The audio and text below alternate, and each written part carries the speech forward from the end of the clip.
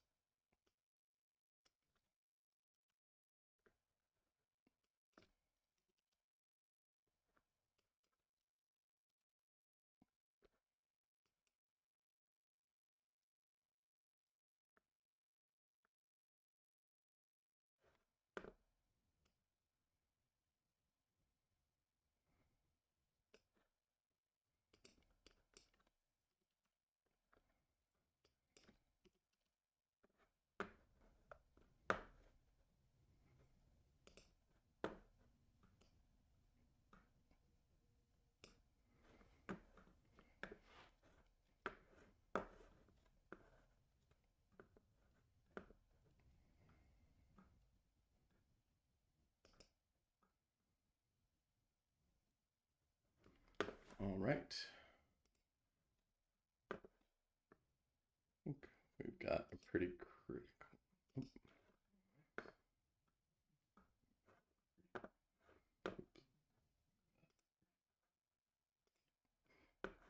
Sorry, I'm streaming this a couple of different places, so I need to make sure that I've got all of those muted.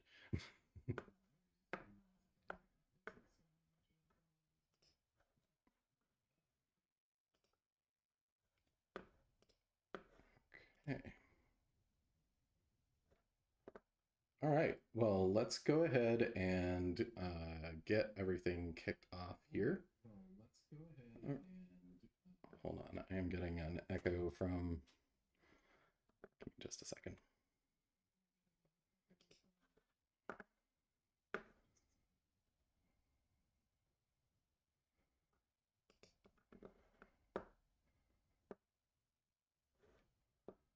Okay, well.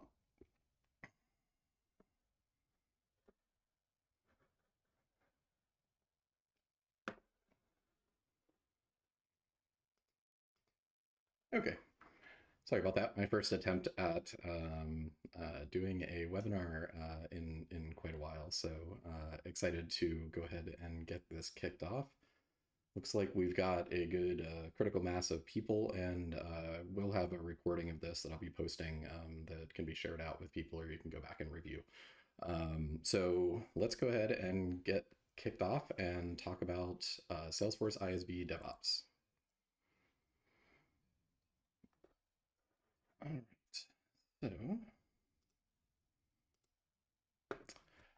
so quickly, just a brief introduction to me. I've been focused on this weird world of Salesforce ISV DevOps for a little over the last decade. That started back in 2013 when I got tapped to join the Salesforce.org product delivery team, which was the team responsible for building out the infrastructure for nonprofit cloud and education cloud that Salesforce.org created. Those are all built as managed packages. We wound up running some of the largest scale ISV release operations on the platform. And the way we were able to do that is that we applied engineering principles and innovated a suite of open source tools called Cumulus Suite or Cumulus CI, you may have heard of. And now I left my role at Salesforce after 8.5 years and leading that team in April of 2022, so almost 2 years ago, to leave and start MuseLab, mainly in the interest of trying to help those in the community be able to leverage these tools in the process that we had built up at Salesforce.org. So I'm going to be talking about a lot of the lessons that we learned at .org, and also the lessons that I've learned in working with ISVs in that time with MuseLab. All right, so quickly, just to introduce MuseLab, we're going to be talking a lot more about DevOps today, but who we are, we're really focused on this kind of new model of development, the product delivery model, which I'm going to be introducing and talking a lot about today. That's really what our focus is. We're not intending to be an SI. We're not intending to be a PDO. We actually would want to work with SIs and PDOs to help them improve their process. Our focus is specifically on composable development. So not only packages, but also extension packages are kind of our bread and butter. We sort of love those environments and those package architectures. A lot of what we do is based around open source, so we're really services heavy, especially right now. But we are looking at building out a product suite that we'll talk a little bit more about kind of in the session next week. That's really focused on building up an internal developer platform for Salesforce so that anybody can build on top of Salesforce with all the version control DevOps best practices in an easy way, compliance enforced and things like that. So really quickly, our service engagements that we do with ISVs or SI partners or with PDOs are generally structured as a 6 or a 12-month engagement, kind of based on the amount of work and the complexity of what's involved. And a lot of this is kind of strategy, coaching, mentoring. We do start with kind of the hands-on work of doing discovery and kind of building out a prototype of the process, but then it really shifts over to enabling the team, to enable the dev team, to enable release operations, and then finally to build out a product recipe that's repeatable that the entire organization can use. So we'll be talking about a lot of these details here, but I just kind of wanted to show this just to emphasize that What I'm talking about here is actually based on the experience of working with ISVs over the last 2 years and applying these principles on the outside of Salesforce.org. All right, so the agenda for today, it's fairly ambitious. We may not get through all of it, depending, and I definitely want to leave time for questions if there are questions, because I'd love this to be interactive. I'd love to hear what's on your mind too. So we're going to start off talking about DevOps principles. There's a lot written on DevOps principles that's really great. I'm not going to try to reinvent the wheel here. But I really want to focus more on how those principles apply to Salesforce ISVs specifically, because it's kind of a little bit of a different world. So then we're going to talk about the challenge, which I've come to name the DX silo effect. It's this consistent challenge that I find across every ISV that I talk to. And then we'll talk through the solution, the product delivery model, and D2X. And we'll define those a lot more as we go along.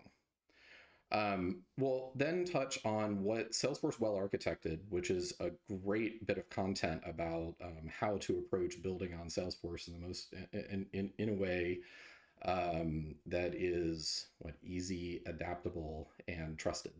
And a big part of that is about the way that you approach the development process. They refer to it as the application lifecycle management, similar terms with DevOps. So we'll look at what Well Architected kind of guides us and sort of how the principles that we're talking about today align with Well Architected.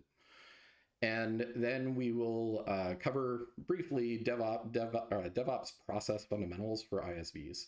So this is really high level. And then in part 2 next week, we'll go more in depth on the process and the tooling. So lots to get through. Let's continue on. The first thing, if you're here to find a tool that will fix all of your organizational problems, I'm sorry, you're not going to find it. I don't have that tool. That tool doesn't exist. DevOps principles and tools are not going to fix your problems, but trying to apply them will highlight where your problems are. And so I think a lot of the friction that teams experience when they're trying to implement DevOps are really highlighting kind of organizational or kind of philosophical challenges with the way that they're approaching thinking about their product. But you don't really see that. It seems like it's a DevOps problem. So we're going to talk about a lot of those kind of concepts today.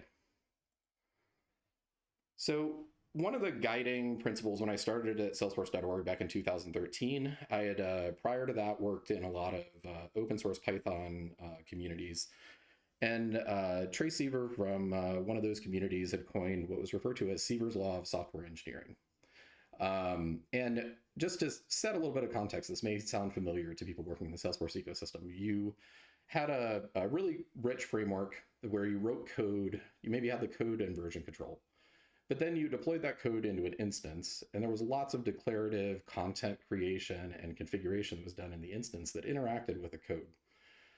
So you encountered the situation where the same code behaved differently based on the persistent declarative configuration that was done in an individual instance. That caused Trey Seaver to coin Seaver's Law of Software Engineering. That persistence means always having to say you're sorry. It will always come back to bite you because you don't have it automated. It's not there along with your code and version control.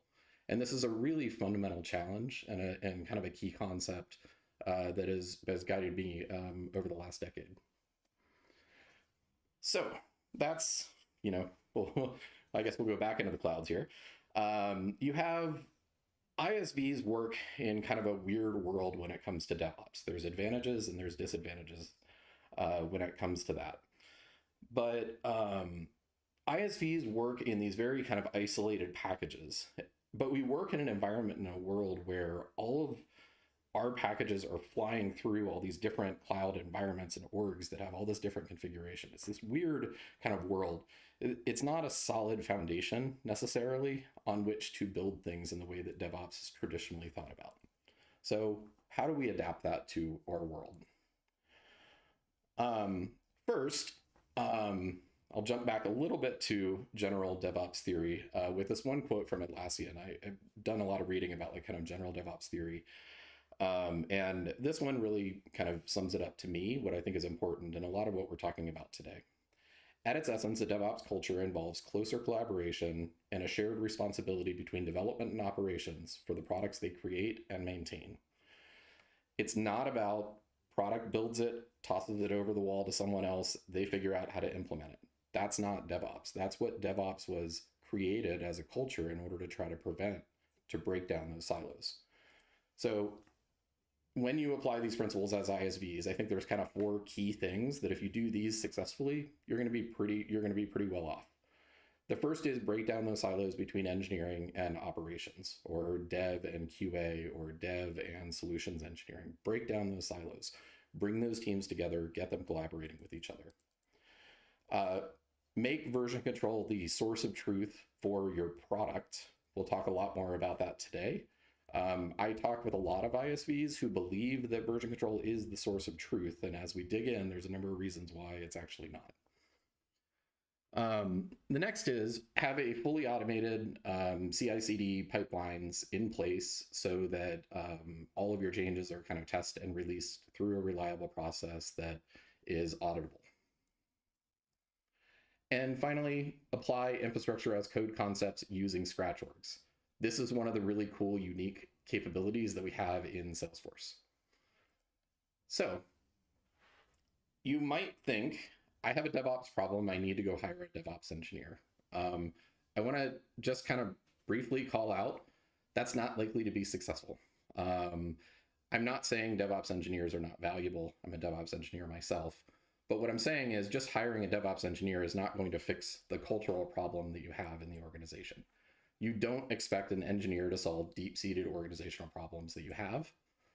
And the thing that I find when I talk to most Salesforce ISVs that have a DevOps engineer or a DevOps engineering team is that when I talk to that team, I find out that the majority of the time that team is spending their time doing manual setup, manual release creation. They're not doing engineering. They're not engineering a process and a pipeline to do releases better. They're plugging the holes in the dam. They're doing all the manual work. They're essentially an operations role with a DevOps hat on it. And that's not fair to somebody that signs up to be a DevOps engineer. They wanted to be doing engineering work, and they're basically doing a bunch of admin work between works.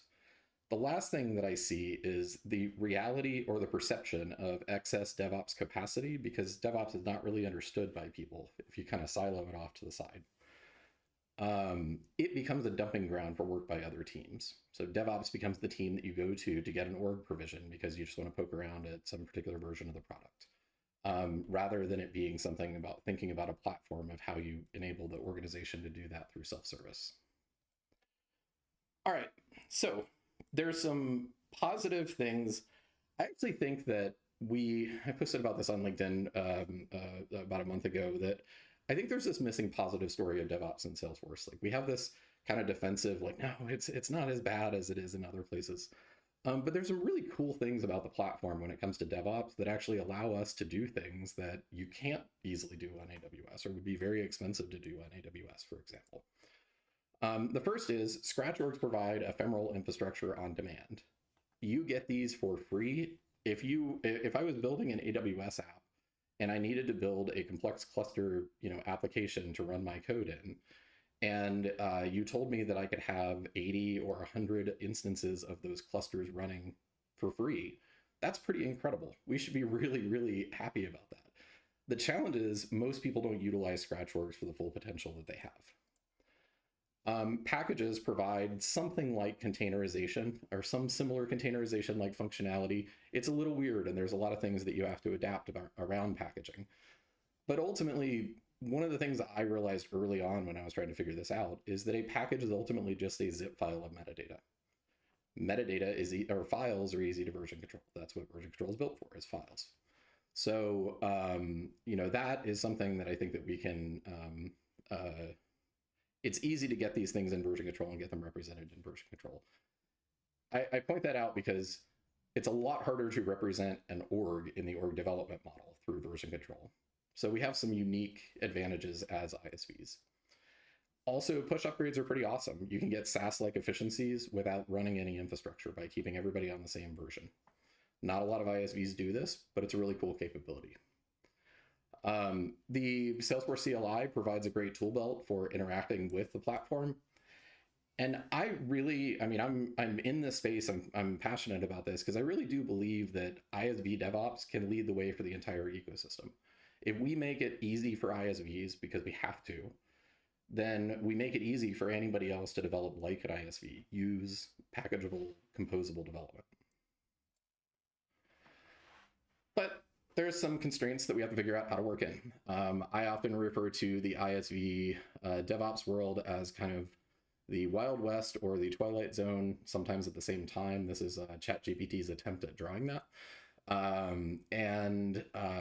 But it's both tricky in a technical sense, but I think it's also tricky in the sense that we kind of live in this weird corner of the Salesforce developer ecosystem.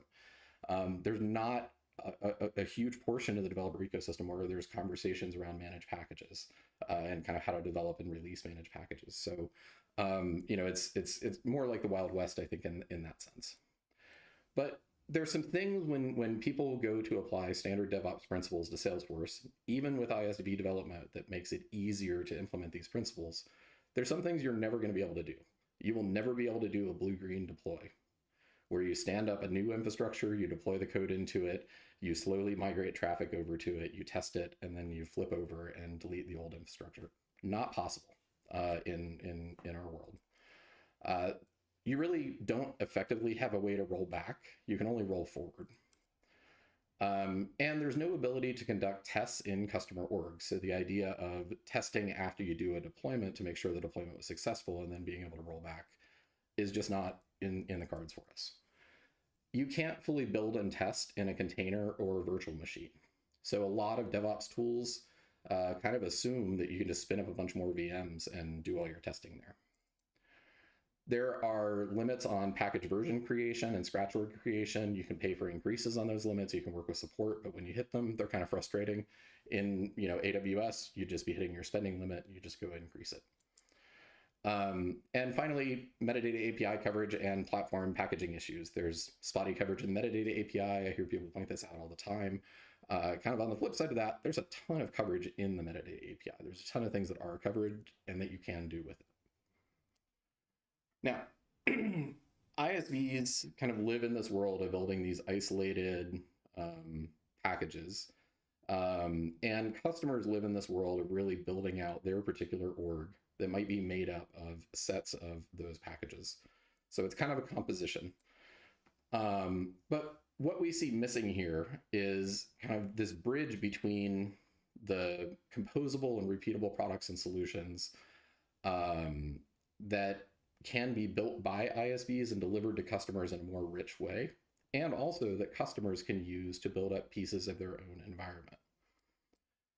And MuseLab D2X, which we'll be talking about a lot more in the second session, but this is essentially our vision, and in an open source and hosted product vision to bring together and unify those worlds of package development and org development so that you can build things that are kind of in between, that live in both worlds, but effectively deliver to orgs repeatedly.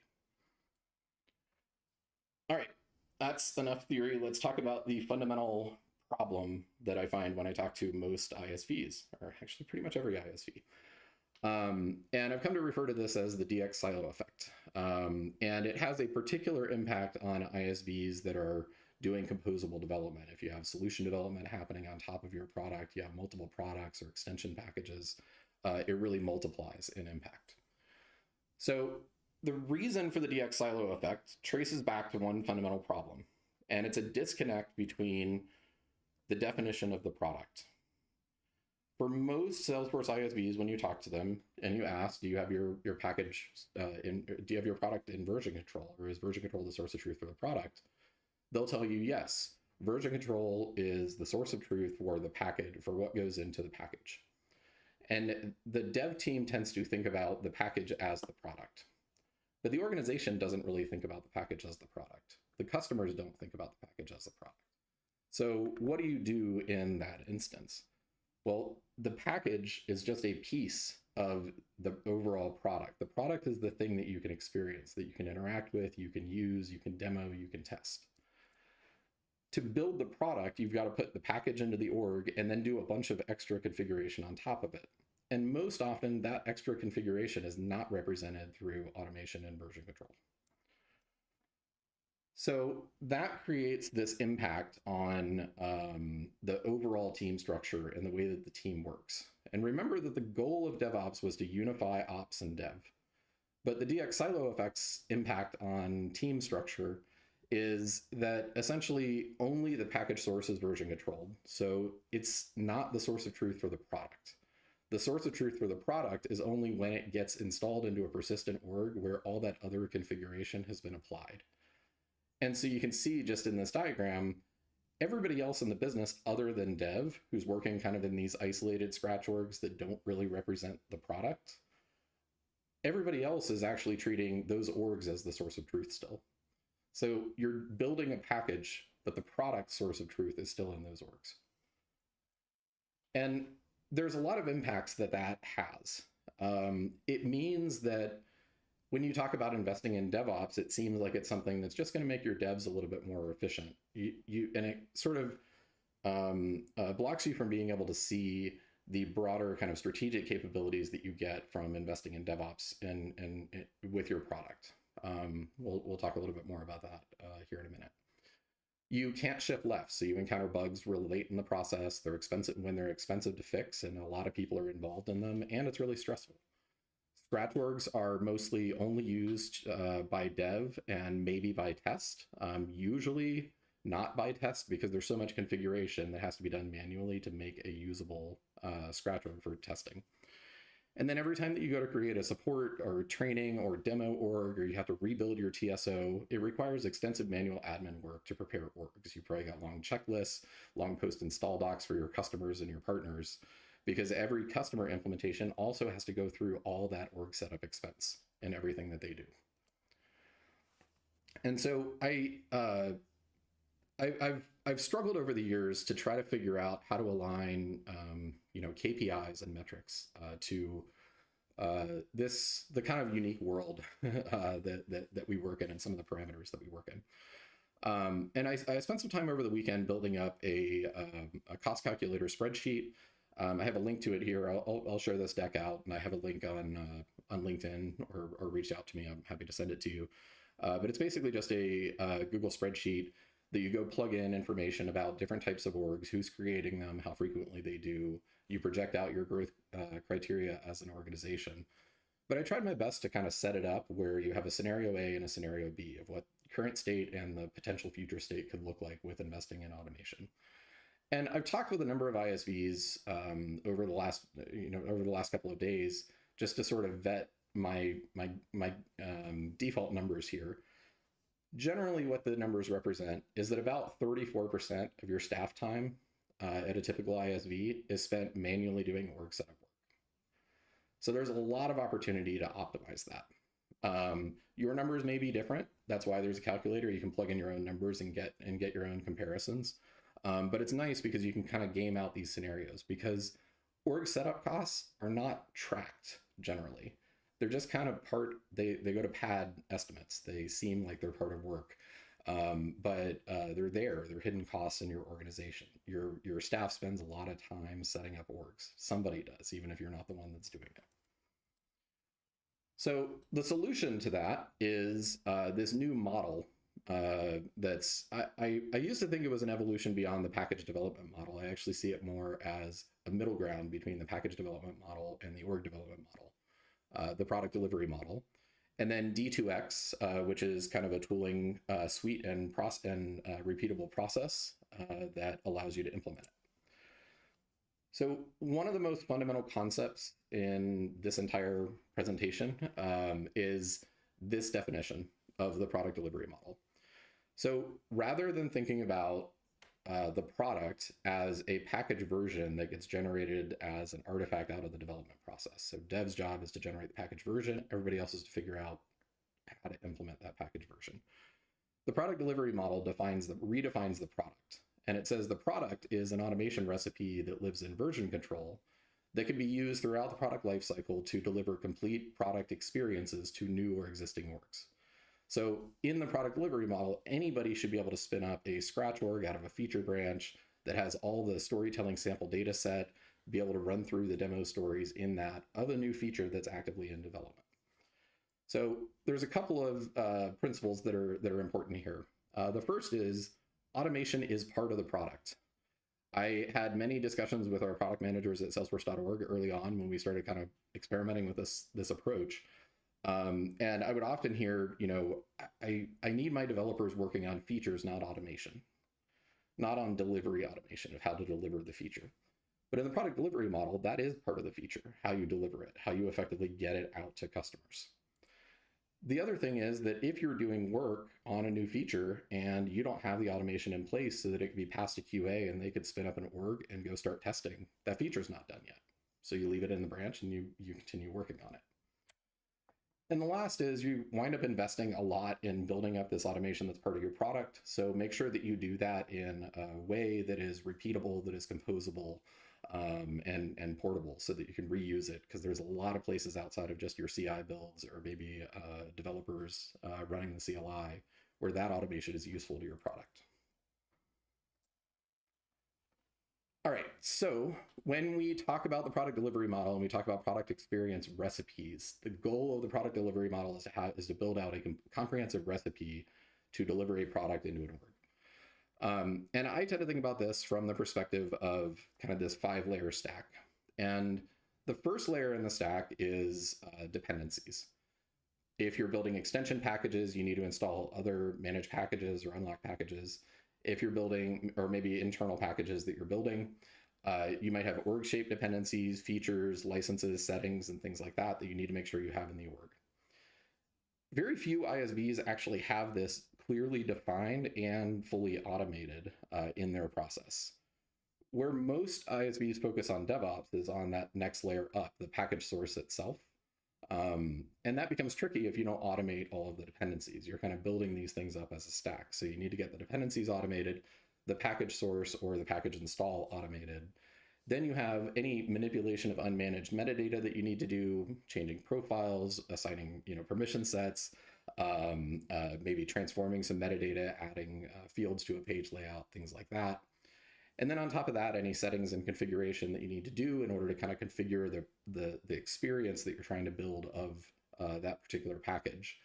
And then on top of that, data sets, so that you can, when you run this recipe, you can log into the org and the personas that you talk about in UX during conversations, with product and UX and engineering and QA.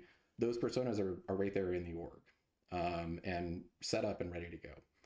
If you think through kind of all of these layers of your product, what does it take to kind of deliver all of these things? You'll get an idea. You'll actually kind of find this sort of hidden tech debt of missing automation that you've had in the product all along. So that's the product delivery model, is the kind of conceptual framework and theory to think about this. D2X is our open source and product vision here at MuseLab. D2X is short for the development to delivery experience. So rather than just thinking about the developer experience, let's take a more holistic view about the entire process of getting from dev to a customer. And D2X really is, it came out of the consulting engagements that I'm doing with my clients. I had one client with 15 managed packages that were a mix of 1GP and 2GP with extension hierarchies 5 layers deep. So D2X was largely built to enable the CI/CD process and everything that we were building up for each of their repositories to be easily repeatable and maintainable over time. It's open source. It's basically a mixture of Cumulus CI, of Salesforce CLI, and the best of GitHub to kind of pre-wire a whole process that you can run. So D2X is basically a pre-baked way of running a lot of the concepts and the process that we're talking about today. But we're not talking about the tooling as much today, so that'll be in the session next week. But when you go through this change, when you start applying the product delivery model, you start achieving where that recipe is the source of truth in version control for how somebody experiences the product. Now, all of your collaboration you don't have gatekeepers. Everything just goes through version control. If somebody wants an org, they have the ability to self-service provision the org. You remove bottlenecks and you remove bottlenecks and also the risk of state drift between orgs. If anybody here has ever had the same code works in QA1 but doesn't work in QA2, and now it's a scramble to figure out what's different between those orgs, that's state drift. That's also another instance of Seever's law. Persistence means always having to say you're sorry. And not only is this just the product team and the product engineering team, but that team is now, is at the core of the broader business organization of how the product gets sold, how the product gets implemented, both through customer or through partners, directly by customers. But ultimately, this is not a siloed part of just the engineering organization. This is about how the overall business thinks about the product that it's creating. So when you make the transition over to doing this, there's a bunch of really cool things that you can do that were previously kind of impossible. You can use scratch orgs for everything. There's small asterisks here. You can't use it for large data volume testing. There's a couple of places, but pretty much everything you can use scratch orgs for. That means you don't have to maintain all those persistent orgs and do all that manual admin work on those orgs just to keep your process running. It also makes it easier to parallelize your work. You can shift left and fully test before you merge. So you don't need to merge to an integration branch to get to an integration environment so that you can test with a bunch of other features merged together too. You can test individually. You can regression test betas instead of having to create a production version. For 1GP packages especially, I think this is really, well, actually for 1GP or 2GP, this is really important. We went through this process at salesforce.org of switching from creating a production 1GP package version and then installing it into a test org so that we could test it, to using a scratch org that was spun up on demand by the build, installed the latest version of the product, installed the latest beta or upgraded the product to the latest beta, and then we ran all the tests. And because we had the recipe to build up essentially the equivalent of that QA org the persistent QA org that we had before, but we had that in version control, we could run that test. We could do a complete regression test of our products using beta versions before we ever created a production version. But in order to do that, you have to be able to work in ephemeral, disposable environments because you can't work with betas otherwise. And then you can modularize your demo configurations, so you don't have to have one giant TSO that has every possible demo scenario. You can start splitting it up and building for different regions and different industries. You can breeze through compliance audits, which we'll talk about a little bit more here in a minute. You can drive down implementation costs for your products. It's now cheaper to implement your products. That could open up new markets to you, or new segments of the market that you were previously priced out of. And you can drive down maintenance costs for maintaining your process, and also maintenance costs for your customers and maintaining their products. So a lot beyond just making your developers more productive or preventing bugs from getting into production. Does that too. Those are really important. But I think these are kind of the things that a lot of people don't think about when they think about DevOps as much. All right, so I had this spreadsheet earlier about the org setup time cost. And again, you can go in and look in the spreadsheet, see my numbers and everything like that. If you disagree with any of them, I'd love to hear it. Actually, I want this to be a resource that we can use to try to understand this problem. But what I found when I kind of gamed this out of like, what happens when you automate, you start using scratch orgs and new org creations instead of org updates and manual org admin.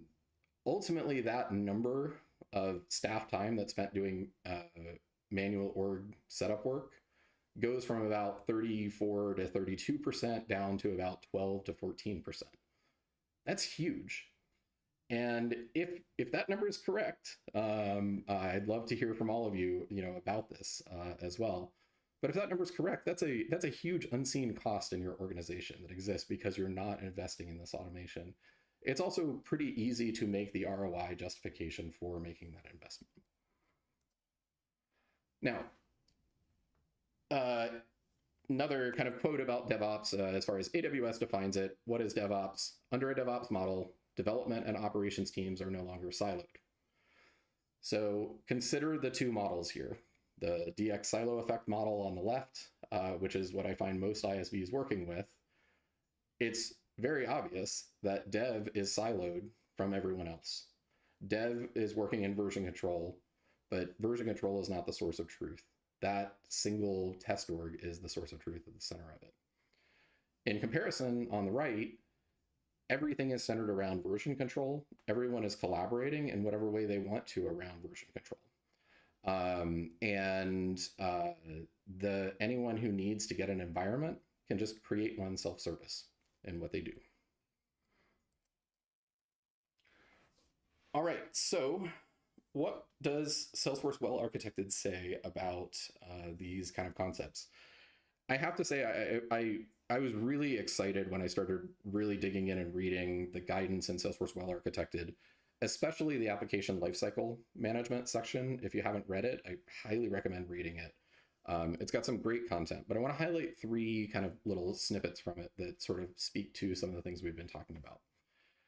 The first is, on org development, it has a pretty clear call to stop using org-based development. So those places internally where we're relying on org development model, where we're doing manual admin on an org in order to keep it up in a certain state versus automating that out of version control, Well Architected is calling on us to do better there. Consider also how you're setting your customers up for success and moving away from the org development model. The guidance of Well Architected isn't just to ISVs. This is guidance to all Salesforce customers. Are there things that you could be doing in how you're building your product that could set your customers better for success at being able to run source-based implementations of your products? And finally, make version control the source of truth for the product, not for the package, but for the product, for the overall thing that you're delivering.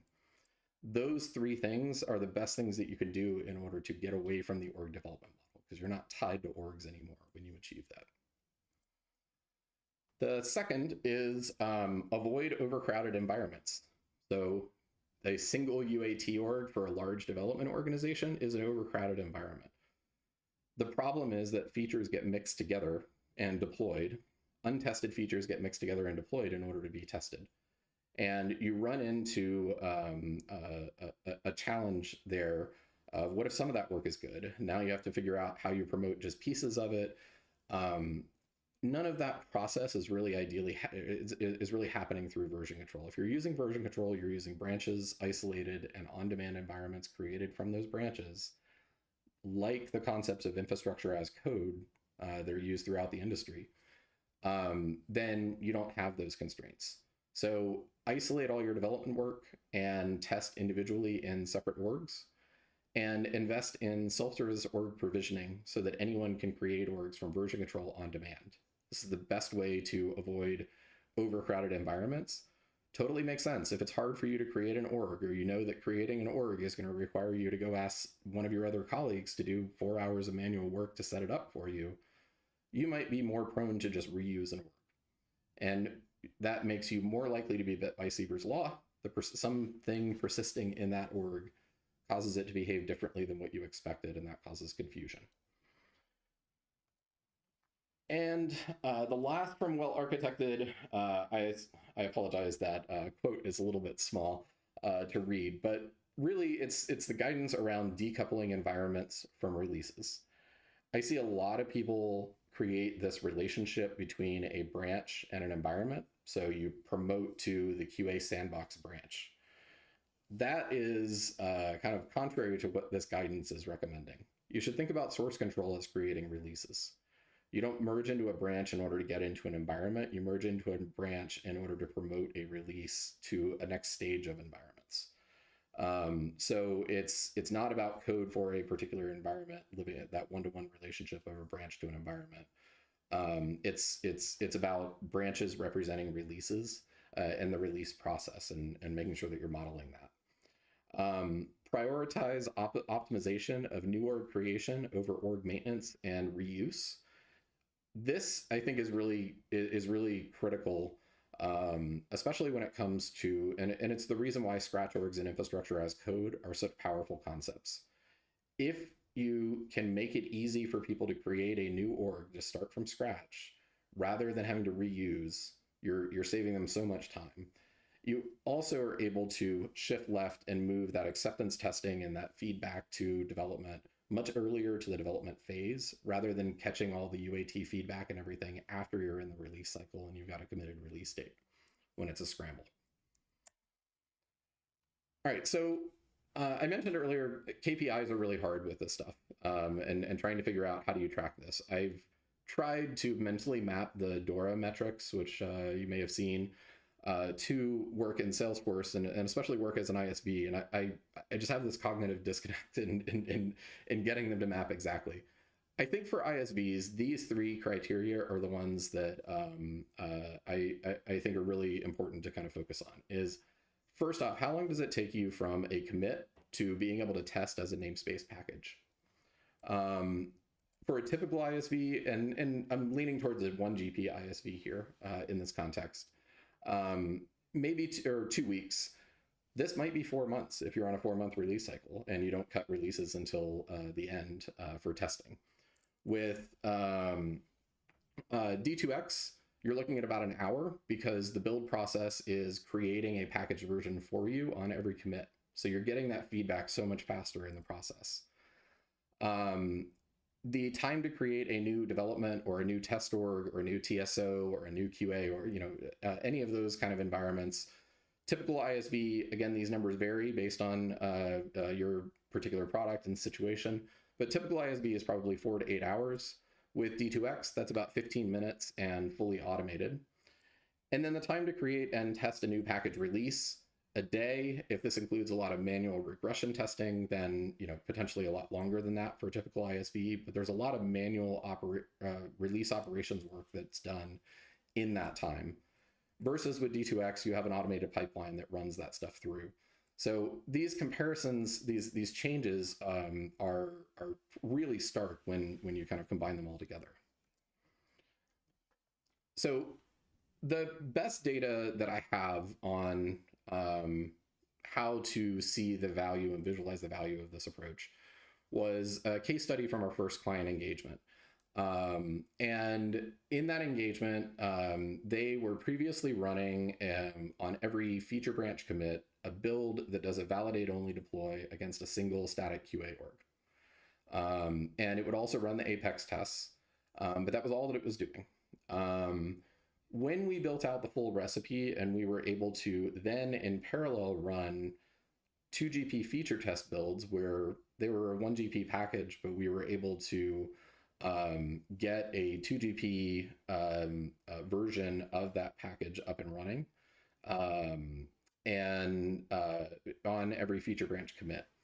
So when we compared those two builds, the build of actually testing it as a package in a scratch org versus doing validate only deploys against a single QA org, in 13 weeks, we found 235 instances where those 2GP feature test builds caught a failure that the validate only deploys didn't catch.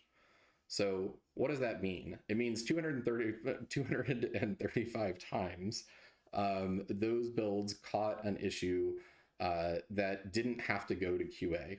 So it wasn't something that dev thought that they were completed on. They had committed and they had pushed it up to the repo, but it caught it. And I did go through and filter out lots of duplicate errors and everything. I spent a lot of time with this data. It was pretty startling to me, because if you think about what does it cost when a dev finds out while they're doing development that there's an issue with their code, which is almost nothing, versus if it gets promoted to QA and QA then sets up an environment, goes through and does the testing, finds issues and reports them back to dev. Or it happens later in the process where it's during release and regression testing, and now it's a scramble and there's a lot more visibility and a lot more hours of the organization's focus allocated towards that. Ultimately, you wind up with a pretty staggering number of hours that you save by catching these errors earlier. If you project that out from 13 weeks to a year, that's 7,520 hours that we projected that they saved. At $100 an hour, that's $750,000. Just in things that the automation found for you that saved you in time. Again, it's really hard to quantify these numbers because a lot of this lost time, a lot of the inefficiency isn't tracked in the way that we're tracking our work right now. All right. And actually, yeah, so one last, I want to briefly talk about process, and we're going to cover process in a lot more detail in part 2 of this. But thinking about process and release process, I hear the analogy of the release train a lot. I lived in New York City for 8 years, got to ride the subway all the time, and I really like the analogy of the release subway a lot better. What I mean by this is there's 3 key principles to the release subway. The first is regular frequent releases.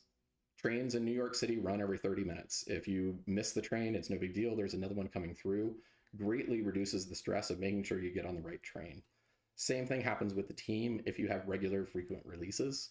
It also means that you're exercising your release muscle and know that it's something that you can do as you need. You want to make sure that you only put release ready features on the train.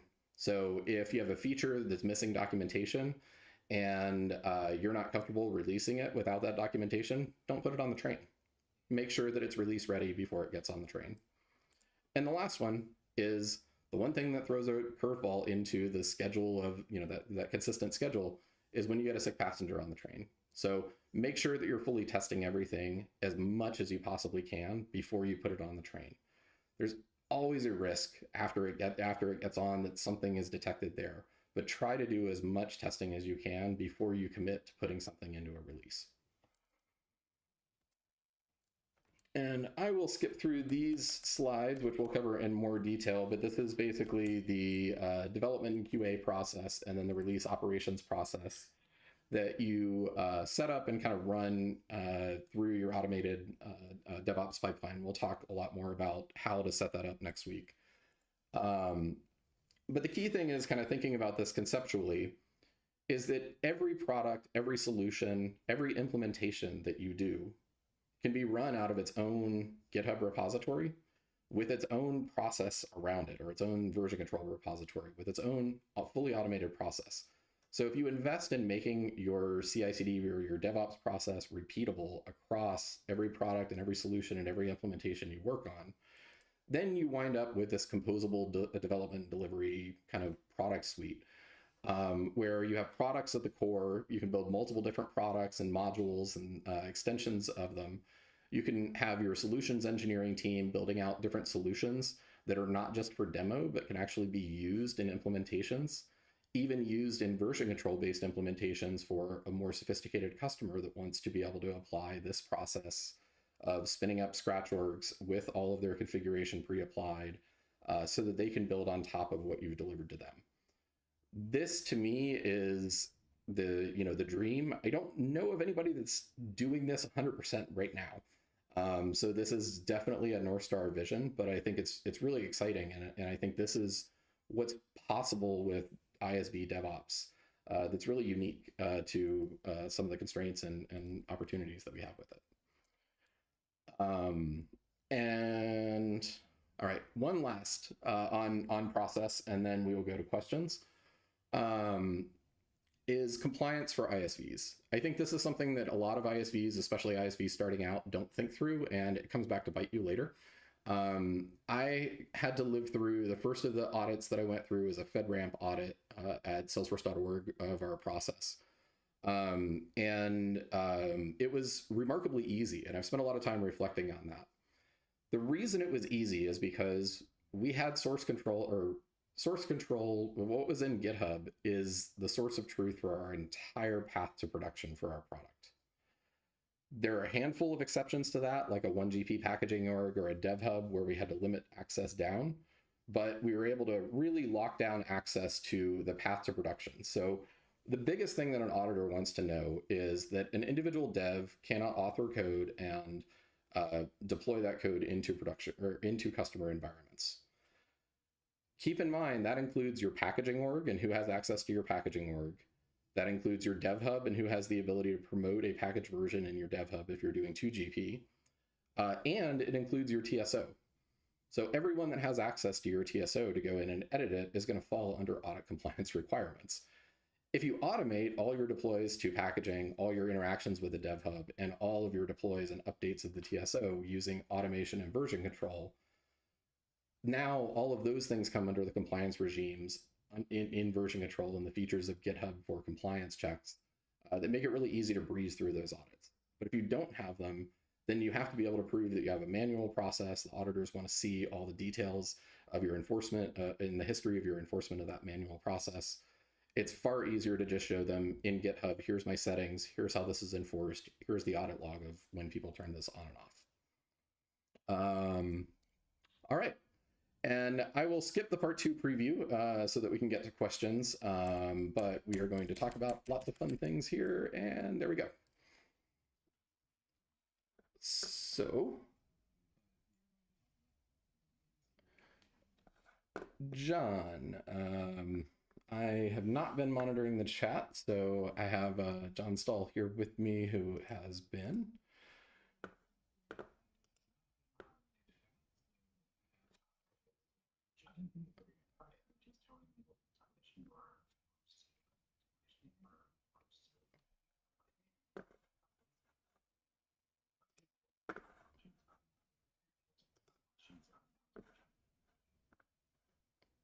Okay.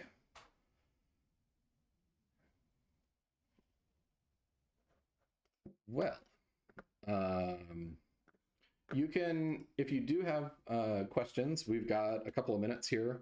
You can put questions in the Google Meet chat. Oh, we have some raised hands. Hold on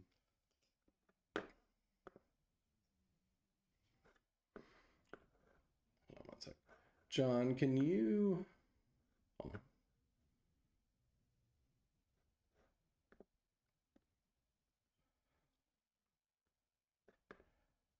Sorry, it's been a while since I've done a webinar in Google Meet, so let me figure out how to call on people here real quick.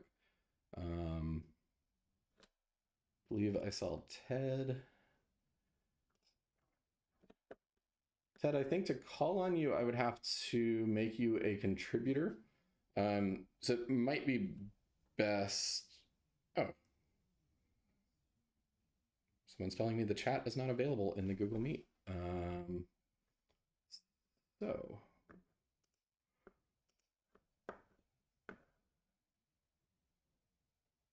Well, you know what? I guess with that bit of a challenge, we might go ahead and wrap this for today. And then I will make sure that we have plenty of time set up for Q&A next week when we kind of go through and show applying this. Oh, wait, there is a Q&A.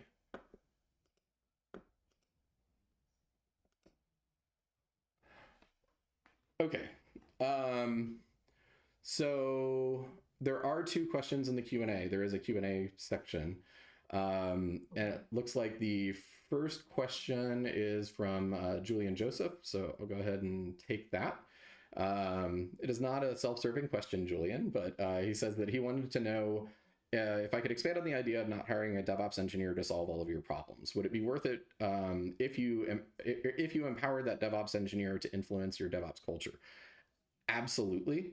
I think really what you're looking for is more of a leader than an engineer necessarily. You can find those characteristics in both. But what I find is the holdup is not as much an engineering problem, it's a cultural shift problem in the organization.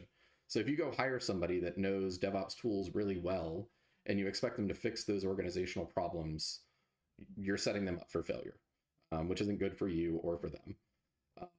And so I think if you're maybe I'll characterize it as, if you really mean to hire a DevOps engineer, really monitor the percentage of their time that they're actually able to spend doing engineering work.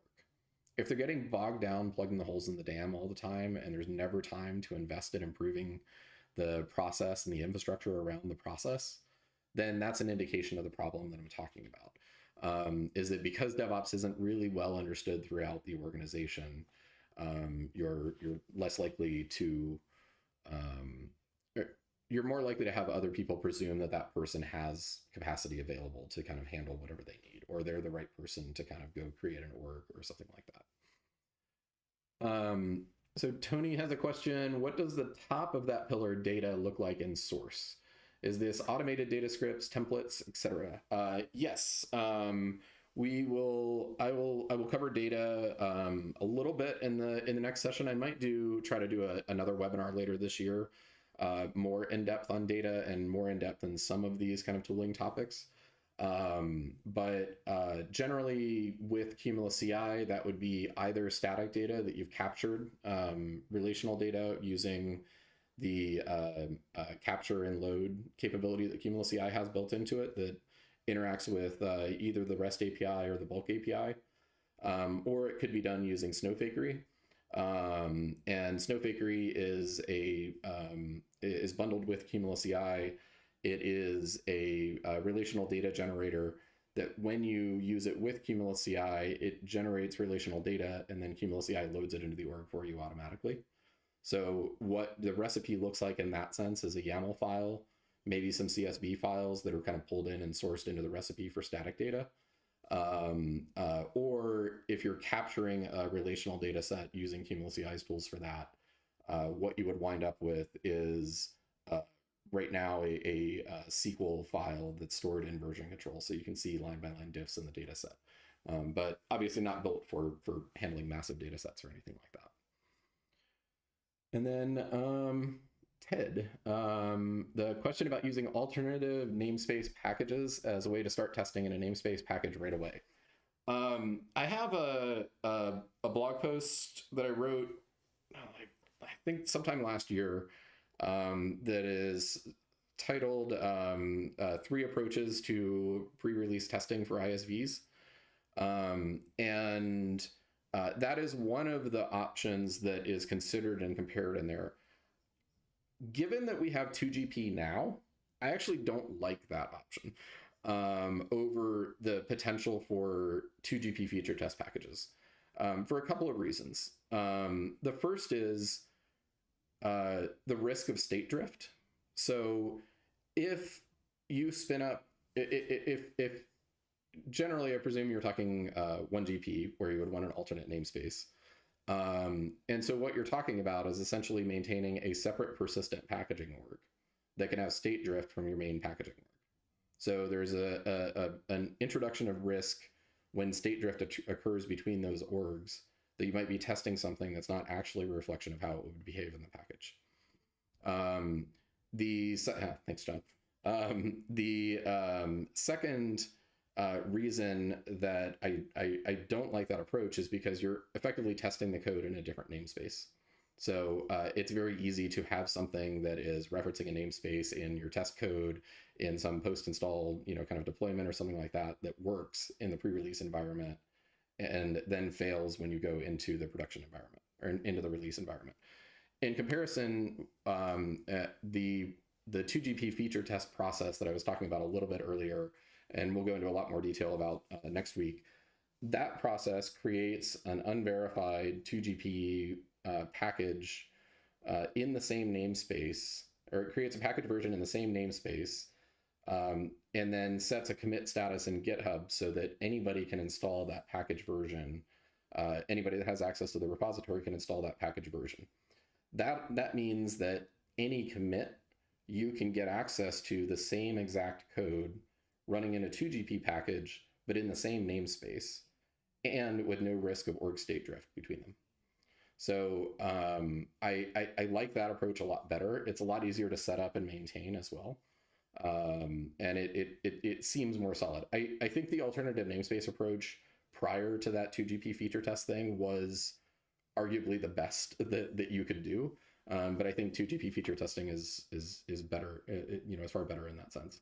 And I've been doing that approach for 4 years now, I want to say, and encountered surprisingly few differences and glitches between them. Almost all of them ultimately boiled down not to differences between 1GP and 2GP, but differences in how environments were being set up and something in the environment automation that was off.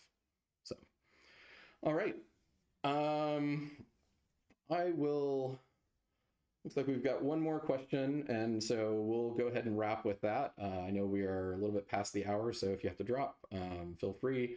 Look forward to regrouping next week. And all right, so our last question is from Francisco.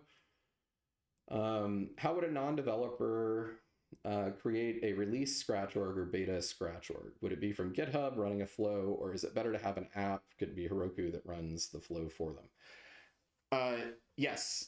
So there are two. So let me think about the right way of it. Everything exists today to enable somebody that's willing to use a command line interface to tap into and run that process with just a single command.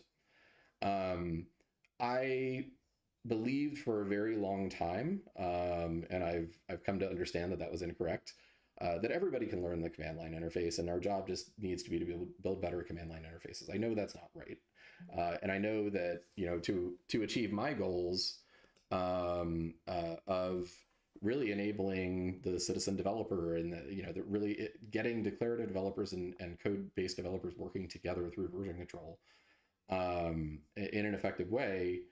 I think the first thing that we need is these recipes to live in version control. And then once you have those recipes in version control, then it becomes a question of how do you expose them. So earlier I mentioned this phrase portable automation, which is one that is really kind of near and dear to me. Portable automation is,